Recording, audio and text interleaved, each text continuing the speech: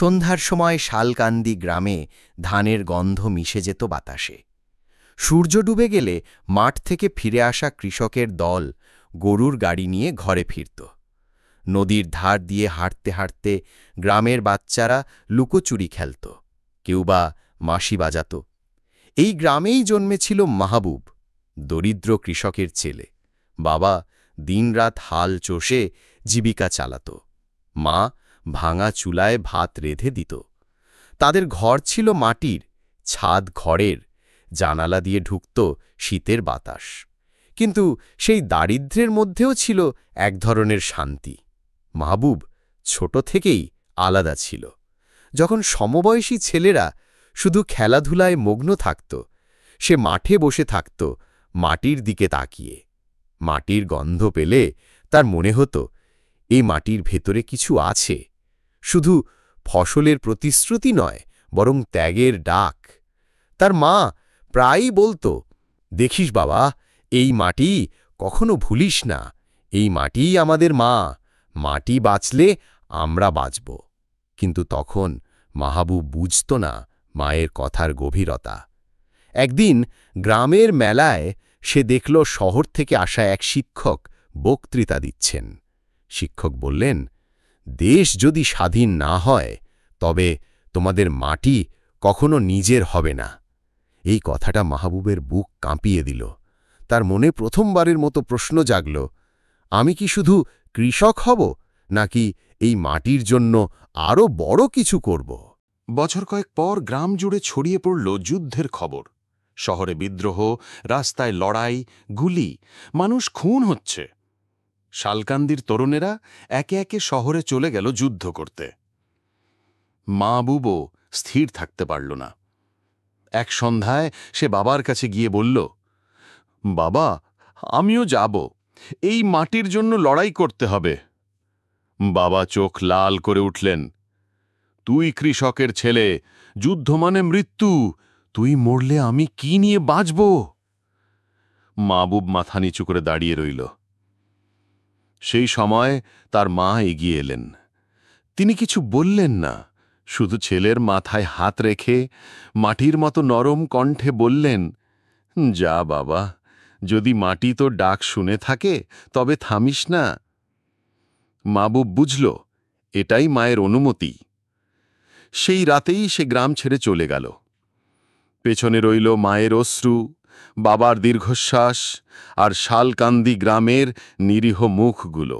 শহরে পৌঁছে মাহবুব দেখল, যুদ্ধ মানে শুধু রাইফেল নয়, যুদ্ধ মানে ক্ষুধা, ভয়, ঘুমহীন রাত। প্রথম রাতে তারা আশ্রয় নিল একটা ভাঙা স্কুল ঘরে। ভাঙা বেঞ্চ, ছেঁড়া খাতা, টেবিলে শুকনো রক্তের দাগ। একজন বয়স্ক মুক্তিযোদ্ধা বলল, ভাইরা, এটাই এখন তোমাদের ঘর, এখান থেকেই শুরু হবে লড়াই। সেই রাতে মাহবুব ঘুমোতে পারল না।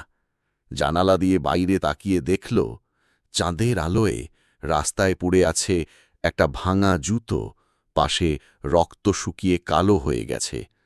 মনে মনে সে প্রতিজ্ঞা করল, আমি হয়তো মরব, কিন্তু আমার মৃত্যু যেন বৃথা না যায়। দিন কেটে গেল। যুদ্ধ চলতে লাগল একের পর এক। কখনো গুলির শব্দে আকাশ ফেটে যায়, কখনো রাতে গ্রামের ভেতর আগুন জ্বলে ওঠে। মাহবুব তার চোখের সামনে দেখল বন্ধু সেলিম গুলিতে পড়ে গেল। সেলিম বলল, মাহবুব, মাকে বলিস আমি দেশকে ছেড়ে যাইনি। তারপর নিস্তব্ধ হয়ে গেল। মাহবুবের বুক কেঁপে উঠল। সে বুঝল, যুদ্ধ মানে শুধু লড়াই নয়, যুদ্ধ মানে প্রিয়জনকে হারানো। এক রাতে তারা নদীর ধারে আশ্রয় নিল। চারদিকে শুধু ধোঁয়ার আগুন। মাহবুব মাটির মুঠি দুলে নিল, বুকের কাছে চেপে ধরে ফিসফিস করে বলল, এই মাটিই আমার শক্তি। যুদ্ধ চলল মাসের পর মাস। আকাশে শুধু গুলির শব্দ, রাস্তায় শুধু মৃতদেহ। কেউ ফিরল না ঘরে, কেউ ফেরার পথ খুঁজে পেল না। মাহবুবের শরীর ক্ষয় হয়ে যাচ্ছিল, কিন্তু মন ছিল অটল। সে মনে করত, আমি যদি বেঁচেও না থাকি, আমার লড়াই যেন বৃথা না হয়। একদিন ভোরে যুদ্ধক্ষেত্রে অদ্ভুত নীরবতা নেমে এলো। শত্রুরা পিছু হটল। শহরে মানুষ আনন্দে রাস্তায় নেমে এলো। মাহবুবও বুঝল যুদ্ধ শেষ, কিন্তু বিজয়ের উল্লাসে তার বুক ভরে উঠল না। তার চারপাশে পড়েছিল শত শত সহযোদ্ধার দেহ। মাহবুব ধীরে ধীরে হাঁটু গেড়ে বসল, মাটির ওপর হাত রাখল, তারপর মুঠো ভরে ধুলো তুলে নিল।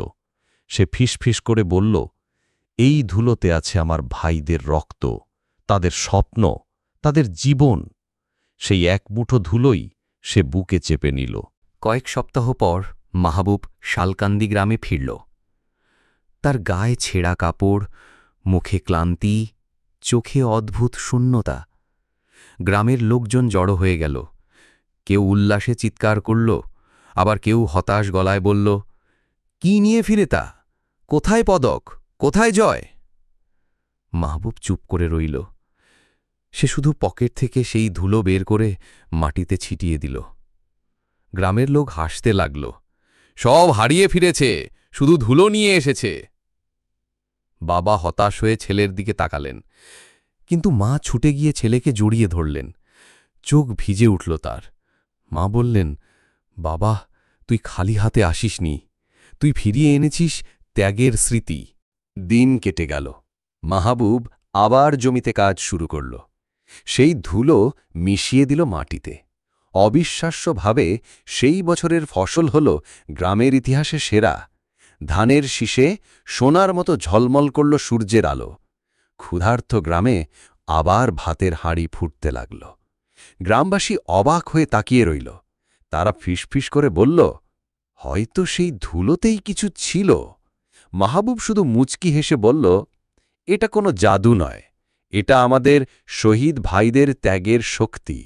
মাটি তাদের রক্ত পান করেছে, সেই রক্তেই আজ মাটি উর্বর। মাহবুব ধীরে ধীরে গ্রামের মানুষের প্রেরণা হয়ে উঠল। সে শুধু কৃষক নয়, সে শিক্ষকও। সে বাচ্চাদের বলতো, জীবনে জেতা মানে শুধু ধন সম্পদ নয়, জেতা মানে হল মাটি রক্ষা করা, মানুষের মুখে ভাত তুলে দেওয়া। গ্রাম থেকে যে শিশু একসময় খালি পেটে ঘুমত, তারা ধীরে ধীরে স্কুলে যেতে শুরু করল। মেয়েরা গান গাইতে লাগল, পুরুষেরা হাসি মুখে মাঠে কাজ করতে লাগল। শালকান্দি গ্রাম যেন নতুন করে জন্ম নিল। প্রতিদিন সন্ধ্যায় বাচ্চারা দৌড়ে আসত মাহবুবের কাছে। তারা গোল হয়ে বসত গাছতলায়। মাহবুব গল্প শোনাত। একদিন ছোট্ট একটি ছেলে জিজ্ঞেস করল, চাচা, আপনি যুদ্ধ থেকে কি এনেছিলেন? মাহবুব হেসে বলল, আমি এনেছিলাম এক মুঠো ধুলো, কিন্তু এই ধুলোয় লুকিয়ে আছে হাজারো প্রাণের ত্যাগ। বাচ্চাদের চোখ ঝলমল করে উঠত। তারা বুঝতে শুরু করল, এই ধুলো আসলে শুধু মাটি নয়, এটা ইতিহাস, এটা স্বাধীনতার প্রতীক। বয়সের ভারে ধীরে ধীরে নুয়ে পড়ল মাহবুব।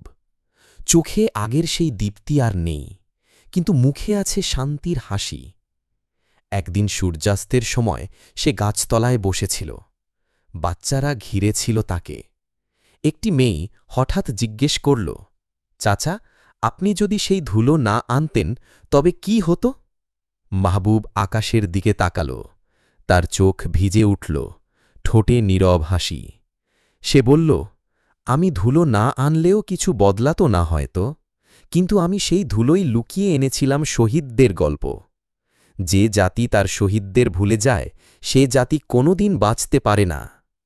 তারপর হাওয়া বইল, গাছের পাতার সাথে উড়ে গেল ধুলোর কণা। মনে হল সেই ধুলোই এখনো ভাসছে শহীদদের নিঃশ্বাস আর শালকান্দি গ্রামের ভবিষ্যৎ। এই গল্প শেখায়, জীবনে বিজয় মানে শুধু ধন সম্পদ নয়, পদক নয়, কখনো কখনো এক মুঠো ধুলোই হয়ে ওঠে ভবিষ্যতের আলো।